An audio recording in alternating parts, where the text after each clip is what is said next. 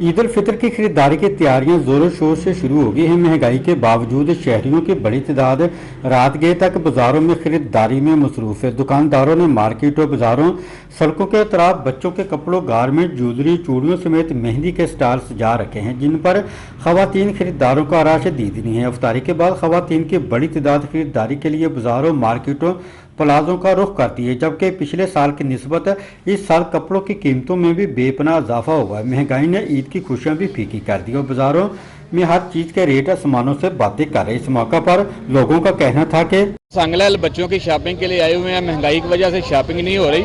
बच्चों की शॉपिंग करना ज़रूरी है, लेकिन जो भी चीज़ खरीदना चाहते हैं वो महंगाई की वजह से खरीद नहीं पा रहा है। जो महंगाई शॉपिंग हमने 10,000 में पिछले साल की थी, वो अब 40 से 50,000 में हो रही है।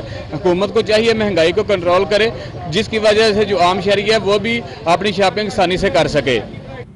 हर चीज ही महंगी हो चुकी है, जिसकी वजह से गारमेंट, जूतों, कपड़ों, ज्वेलरी समेत दीगर अशिया की कीमतों में भी इजाफा हुआ। हुकूमत को चाहिए कि वो महंगाई को कंट्रोल करे ताकि गरीब लोग बआसानी ईद की खरीदारी कर सके। कैमरामैन मियां सैफुर रहमान के साथ